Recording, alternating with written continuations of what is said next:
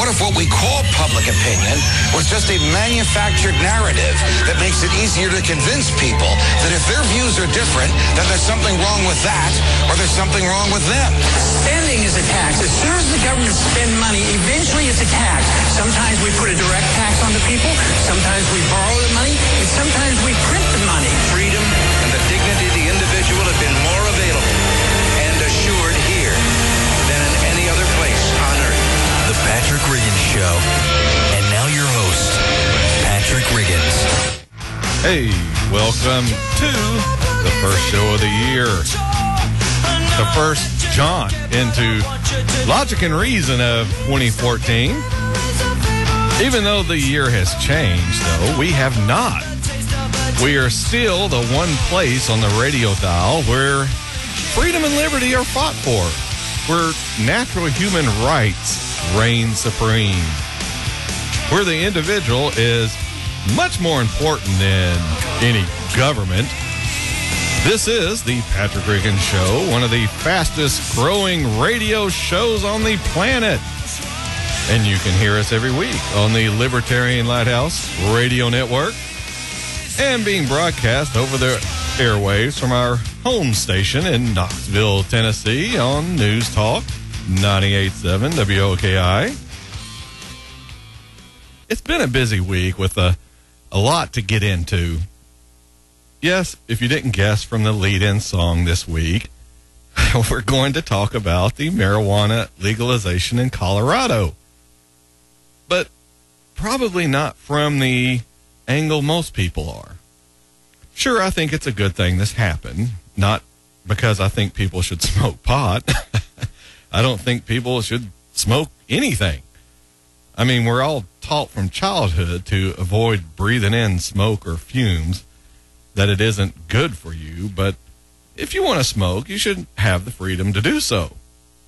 And don't give me the secondhand smoke garbage. If you don't want to be around secondhand smoke, then don't frequent places where smokers hang out. Look, I don't like to smell people's body odor, so I don't hang out with people who don't shower. It's that simple. The point I want to get to is this. Colorado and other states, they've decided they're going to do what they want regardless of what the federal government says. And this is a good thing. This type of action is what I've been saying we need to do at the state level. I know trying to make the federal government reform is, well, it's almost a lost cause. But we shouldn't give up on it. At the same time, we also shouldn't put all of our eggs into that one basket. Federal government reform is we should look at it as a hobby we should continue doing, but our job should be state reform. This is how this country is supposed to work. The states were supposed to have more power than the federal government. And the people were supposed to have the most power of all. But today, we have those roles almost exactly reversed. We have the federal government in charge, with the states bringing up a distant second at best, and the people coming in way back in the back, the very last ones. Legalization, it's really a demonstration of the power a state has to exercise its rights. Now, all states have this power, but for some reason, they're scared to use it. Just as the people of this country, the citizens here in this nation, we have more power than the government, but we also seem to be scared to use it. So where can all this lead? The answer is anywhere we want to. Through state action like this, we can effectively start reforming the federal government as well. I have a story here from last week that I didn't get to, but it fits in nicely this week with this legalization one. It's about the state of Michigan nullifying Section 1021-1021 of the National Defense Authorization Act of 2012. That section 1021, that's the section that allows for the indefinite detention of American citizens without being charged. And yes, you're still in America.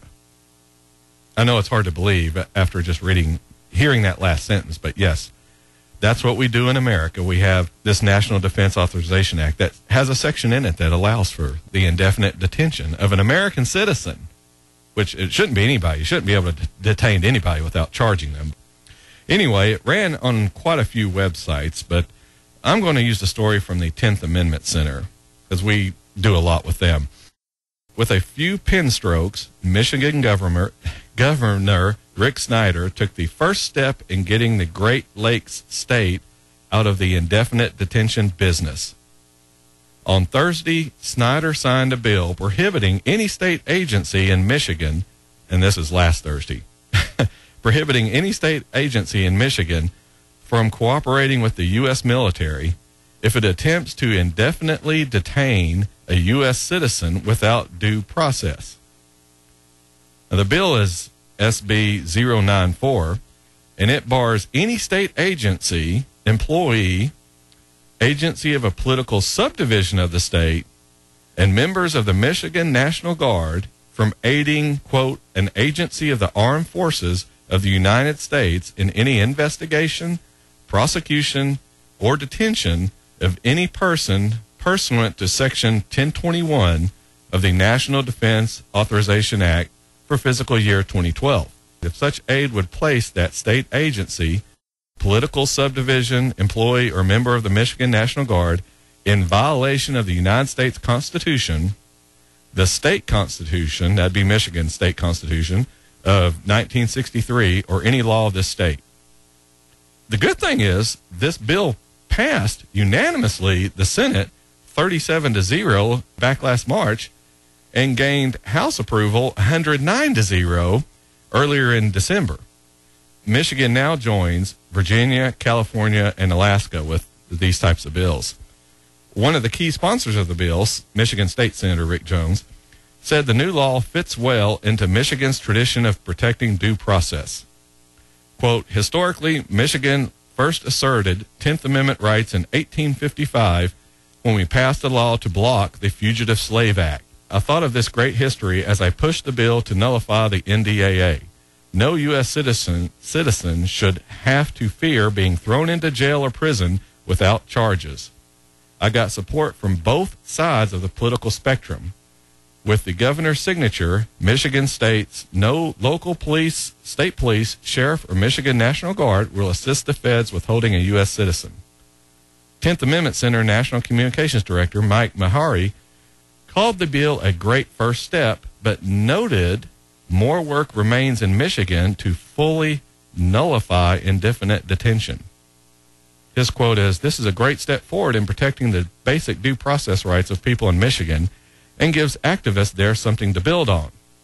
Moving forward, I would love to see the Michigan legislature expand the policy in two ways. First, I would like to see it include protection for all people, not just U.S. citizens. After all, every person has a right to basic due process, no matter who they are or where they are from. Second, I would like to see a bill expanding the ban on cooperation to any future federal law or regulation that purports to allow indefinite detention.